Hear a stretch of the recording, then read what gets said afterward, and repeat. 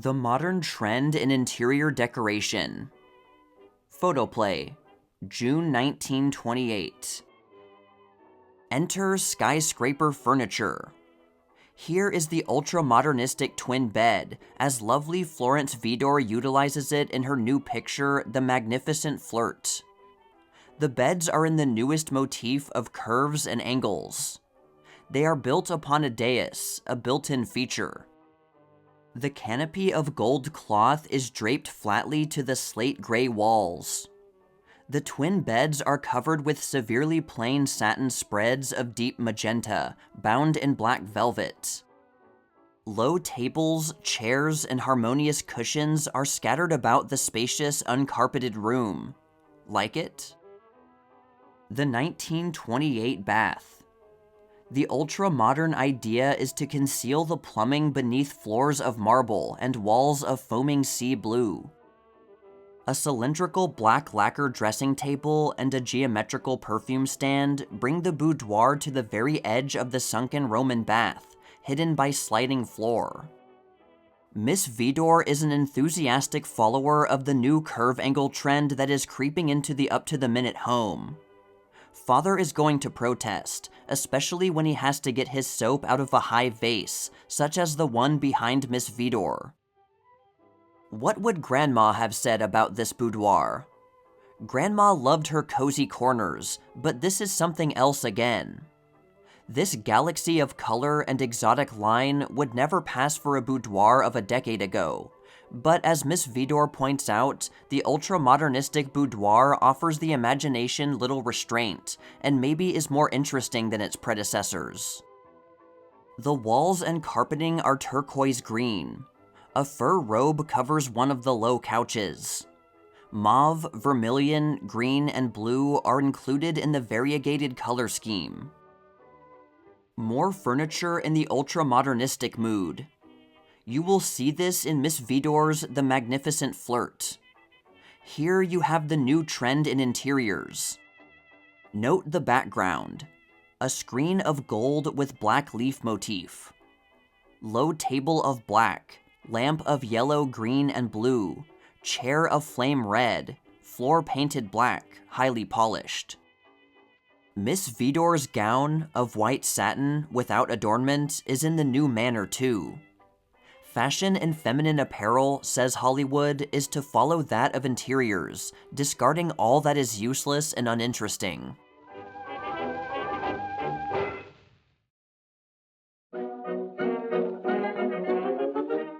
Barbarous treatment to the girls. Real salt tears, not glycerin ones, were shed by Helene and Lois.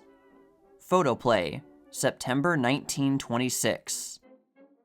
Helene Costello's hair was long, beautiful, and curly. But directors cannot see long hair in snappy modern comedies.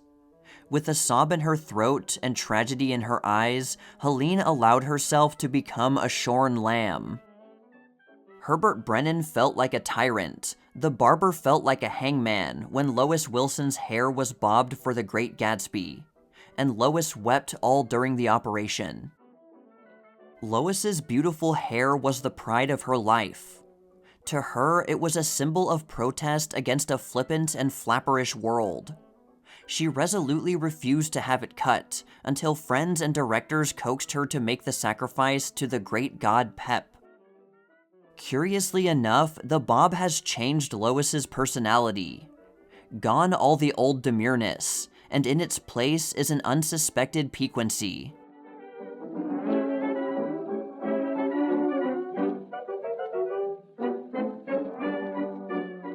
Paper to celluloid. Photoplay, May 1928. You see the big moment in Lilac Time as described by Carey Wilson in his script. The figures in the margin are the scene numbers. LS means long shot, and CU is, of course, close-up. The close-up dovetails into the action of the long shot. Scenario writing is as much a technical as a literary job. Here is the way the scene would look if you were watching it from the sidelines. The setting is a base hospital in France, in which the lovers, played by Colleen Moore and Gary Cooper, are reunited. Director George Fitzmaurice is sitting on the table. Notice the two lights, the smaller one placed close to the floor to get the right lighting on the faces. This is the close-up of Miss Moore and Mr. Cooper as you will see it. It is the moment when Colleen speaks the title in the script. Does it fit in with your idea of the written description?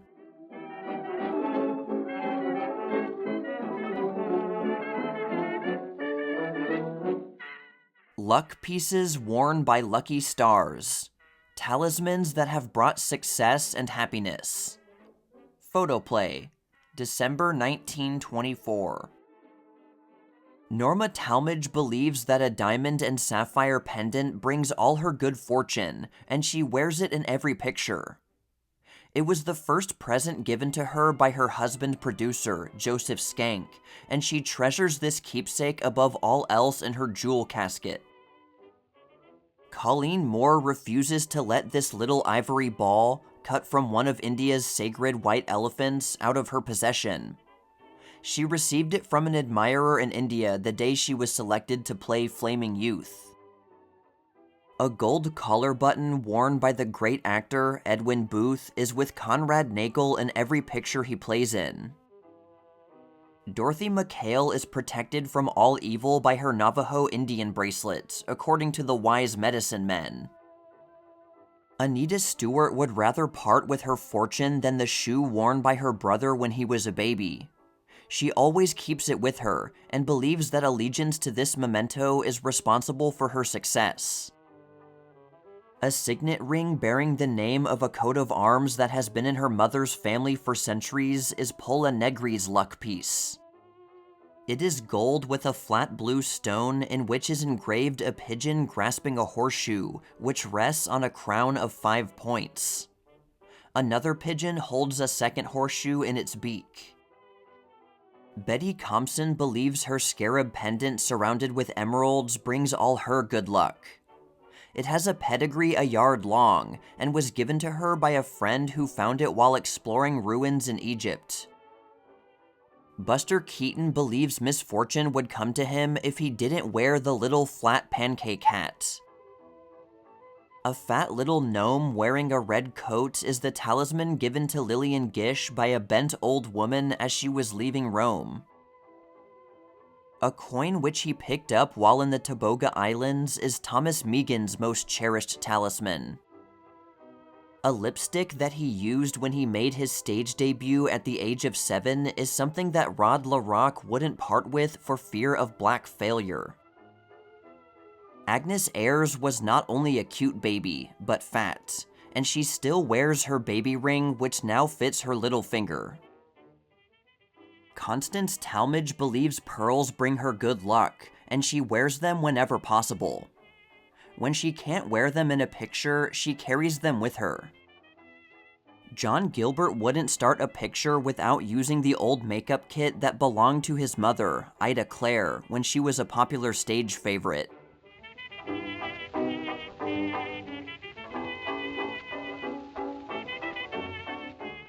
Old-time courting and a red-hot date. 25 years ago and today. Photoplay, February 1927. The start of a heavy courtship. 25 years ago, when a feller began flinging nickels around the ice cream parlor, it was a sure sign that he was keeping company in real earnest. And when he boldly ordered a vanilla soda with 2 straws, please, it was just as good as a declaration of love. Everything is hotsy-totsy when he learns that the little girl totes her own firewater. But the first cloud looms over the romance when he begins to wonder if he'll have enough money, after paying the couvert charge, to buy a marriage license. The neighbors had something to gossip about when the feller hired a rig from the livery stable and took the girl for a buggy ride. And maybe you think he didn't ask for a horse who would stand along the road without hitching. Today, the fun starts at 60 miles an hour. He met her only 5 minutes ago, and he doesn't even know her last name, but it is beginning to dawn on him that the struggle is hopeless. She's a blonde, and he's a gentleman, and the cards have been stacked against him from the very start. The wedding photo, teamed up for life.